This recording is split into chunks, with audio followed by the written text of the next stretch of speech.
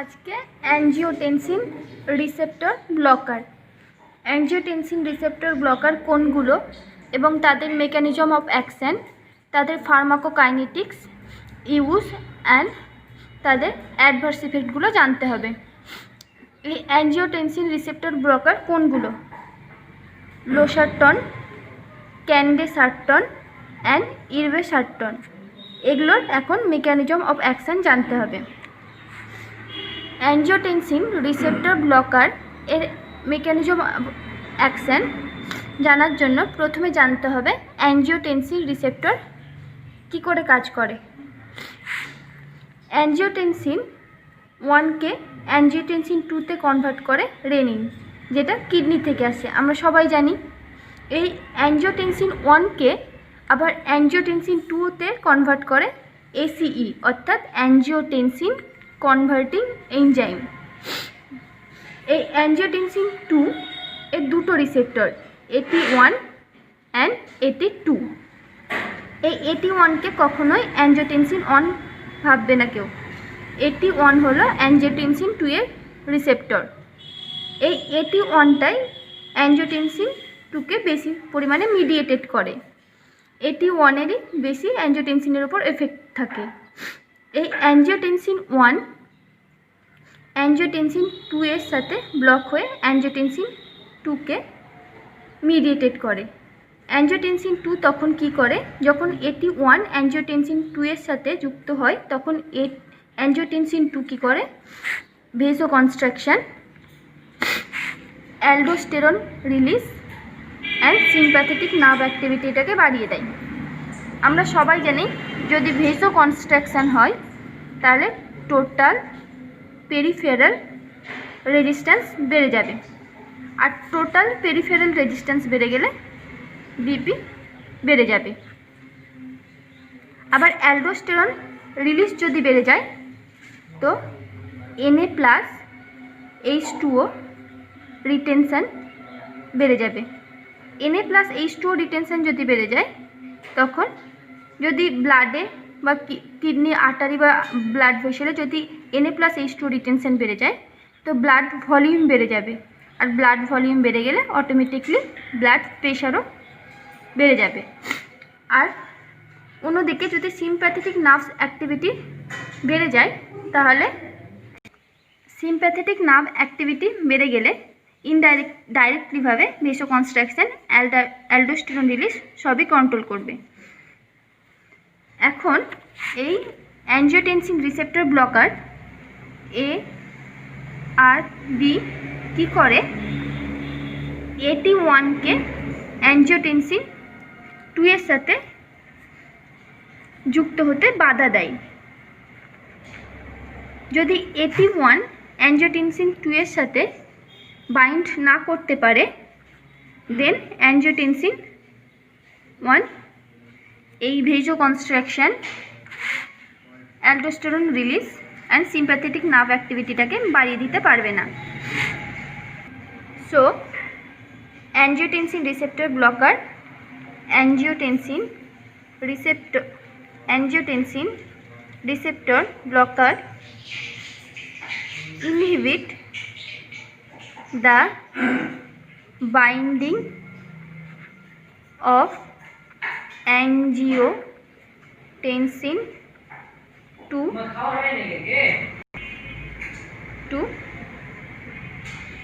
AT1 receptor subtype and block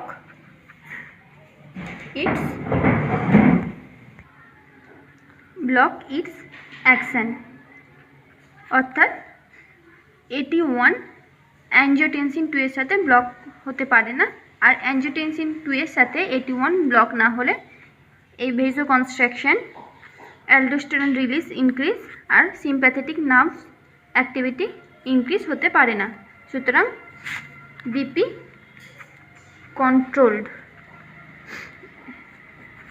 কন্ট্রোলে থাকে।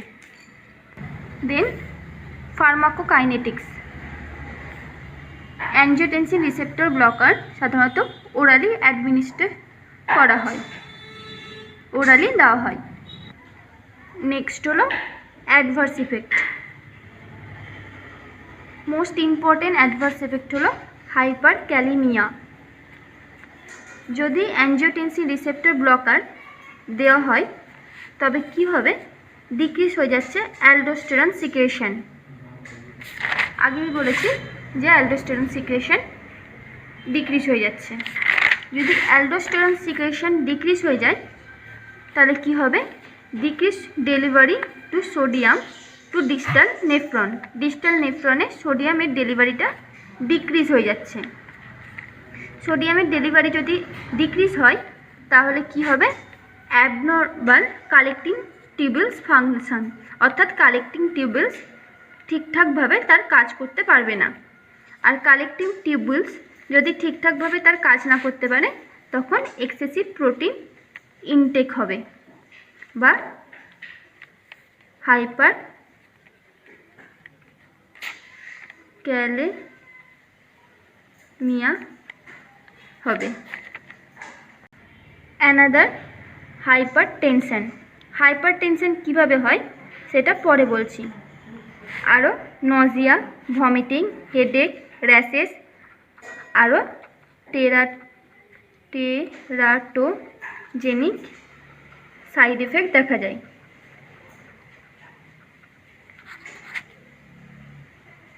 Then use.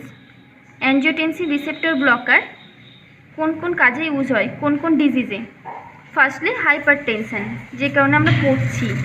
কীভাবে হাইপার টেনশনে কাজ করে তা তো আগেই বোঝালাম মেকানিজম অফ অ্যাকশানে। এখানে কি হয়, AT1কে অ্যাঞ্জিওটেনসিন 2 এর সাথে বাইন্ড হতে অ্যাঞ্জিওটেনসিন রিসেপ্টর ব্লকার বাধা দেয়। তখন অ্যাঞ্জিওটেনসিন 2 আর ভেসোকনস্ট্রাকশন, অ্যালডোস্টেরন রিলিজ ইনক্রিজ করতে পারে না, আর সিম্প্যাথেটিক নার্ভস অ্যাক্টিভিটিটাকেও বাড়িয়ে দিতে পারে না। সুতরাং বিপি কন্ট্রোলে থাকে, আর বিপি কন্ট্রোলে থাকা মানে হাইপার টেনশন হবে না। সুতরাং হাইপার টেনশনে ইউজ করা হয়। দেন কনজেস্টিভ কার্ডিয়াক ফেলিওর ইউজ করা যায়। যদি অ্যাঞ্জিওটেনসিন রিসেপ্টর ব্লকার দেওয়া হয় তখন কি হয়, যেহেতু angiotensin receptor blocker vasoconstruction করছে না, ভেসো ডায়ালেশন করছে। Angiotensin receptor blocker vasodilation করছে, তার ফলে expand the blood vessel, blood ভেসেলগুলো এক্সপ্যান্ড হয়ে যাচ্ছে। ব্লাড ভেসেলগুলো এক্সপ্যান্ড হয়ে যাচ্ছে, আর ব্লাড ভেসেল এক্সপ্যান্ড হয়ে গেলে ব্লাড প্রেশারও কমে যাচ্ছে। ব্লাড প্রেশার কমে যাচ্ছে, আর ব্লাড প্রেশার কমে গেলে ইজিলিভাবে হার্ট ব্লাডকে পাম্প করতে পারবে। তার ফলে এই জন্য কনজেস্টিভ কার্ডিয়াক ফেলিওরে ইউজ করা হচ্ছে। মায়োকার্ডিয়াল ইনফ্রাকশানে ইউজ করা হয়। মায়োকার্ডিয়াল ইনফ্রাকশানে অ্যাঞ্জিওটেনসিন রিসেপ্টর ব্লকার কি করে, অ্যাঞ্জিওটেনসিন রিসেপ্টর ব্লকার রিডিউস করে লেফট ভেন্ট্রিকুলার রিমডেলিং, আর কি করে, রিডিউস করে cardiac morbidity and mortality rate. Next diabetic nephropathy. Diabetic নেফ্রোপ্যাথিতে অ্যাঞ্জিওটেনসিন রিসেপ্টর ব্লকার ব্লাড প্রেশারটাকে কিডনিতে যে ব্লাড ভেসেলগুলো আছে সেই ব্লাড ভেসেলগুলো ব্লাড প্রেশারটাকে কমিয়ে ডায়াবেটিক নেফ্রোপ্যাথিকে কন্ট্রোলে আনে। তাই ডায়াবেটিক নেফ্রোপ্যাথি যাতে আরও বেশি না হতে পারে সেইটা দেখে, এই জন্য ডায়াবেটিক নেফ্রোপ্যাথিতে অ্যাঞ্জিওটেনসিন রিসেপ্টর ব্লকার ইউজ করা হয়। Next most important part, angiotensin receptor blocker don't produce dry ক্রপ অ্যান্ড অ্যাঞ্জিওএডিমা। মানে অ্যাঞ্জিওটেনসিন রিসেপ্টর ব্লকার ড্রাই ক্রপ প্রডিউস করে না আর অ্যাঞ্জিওএডিমা হয় না। এখানে মোস্ট ইম্পর্টেন্ট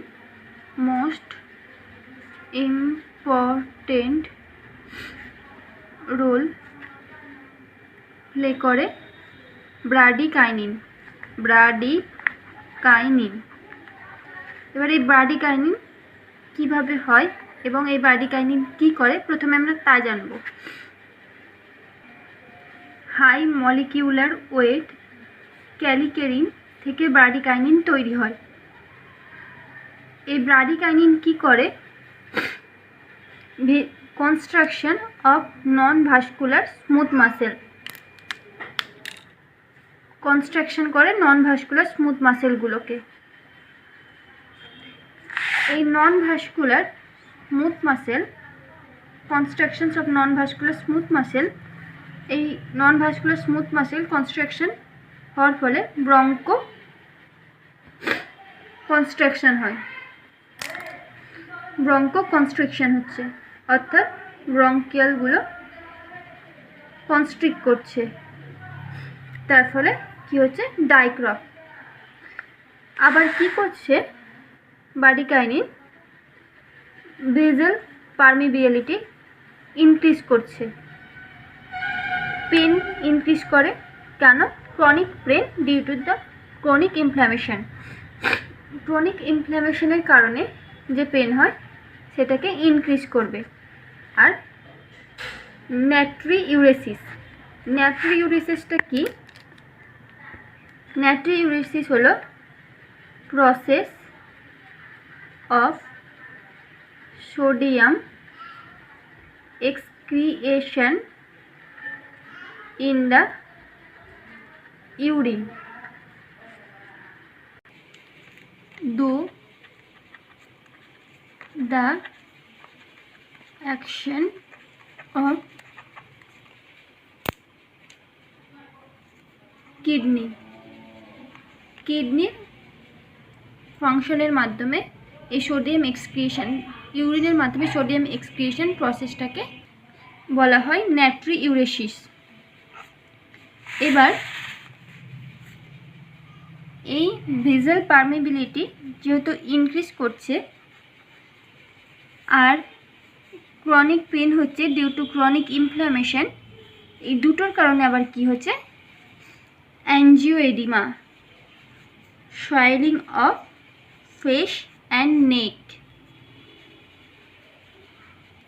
এবার জানবো অ্যাঞ্জিওটেনসিন রিসেপ্টর ব্লকার কিভাবে এই ব্রাডিকাইনের কাজকে বাধা দিচ্ছে। হাই মলিকিউলার ওয়েট ক্যালিকেরিন থেকে কি হচ্ছিল, ব্রাডিকাইনিন তৈরি হচ্ছিল, আর সেই ব্রাডিকাইনিন ডাইক্রফ অ্যাঞ্জিওএডিমা করছিল। কিন্তু এই অ্যাঞ্জিওটেনসিন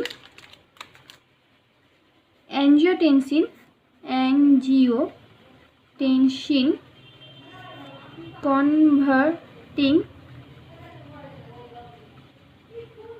এনজাইম কি করছে, এই হাই মলিকিউলার ওয়েট ক্যালিকেরিন থেকে ব্রাডিকাইনিন তৈরি হতে বাধা দিচ্ছে। আর এই ব্রাডিকাইনিন তৈরি না হলে এই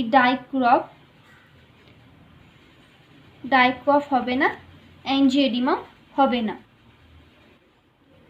কিন্তু যখন এখানে angiotensin converting enzymes inhibitor use করা হচ্ছিল, ক্যাপটোপ্রিল, এনোল্যাপ্রিল, লিসিনোপ্রিল, তখন কি করছিল এই অ্যাঞ্জিওটেনসিন কনভার্টিং এনজাইমসকে ইনহিবিট করছিল, তার ফলে এই হাই মলিকিউলার ওয়েট ক্যালিকেরিন থেকে ব্রাডিকাইনিন তৈরি হচ্ছিল, তাই ডাইক্রফ অ্যাঞ্জিওএডিমা হচ্ছিল। তাই অ্যাঞ্জিওটেনসিন কনভার্টিং এনজাইমস ইনহিবিটর দিলে এই ডাইক্রফ অ্যাঞ্জিওএডিমা হয়। কিন্তু যখন অ্যাঞ্জিওটেনসিন রিসেপ্টর ব্লকার অ্যাঞ্জিওটেনসিন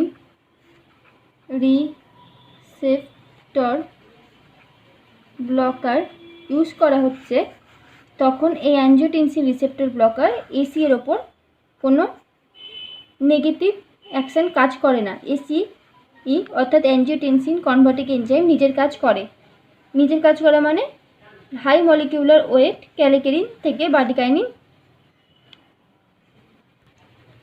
তৈরি হতে বাধা দিচ্ছে, আর ব্রাডিকাইনিন তৈরি না হলে এই ডাইক্রফ অ্যাঞ্জিওএডিমা হবে না। So it is most important. Angiotensin receptor blocker don't produce diet cough and angioedema. Next, summary. সামারিতে কি বলবো? Angiotensin receptor blocker do not inhibit ACE. So they inhibit bradykinin breaking or degradation. So angiotensin receptor blocker don't produce cough and angioedema. Most important.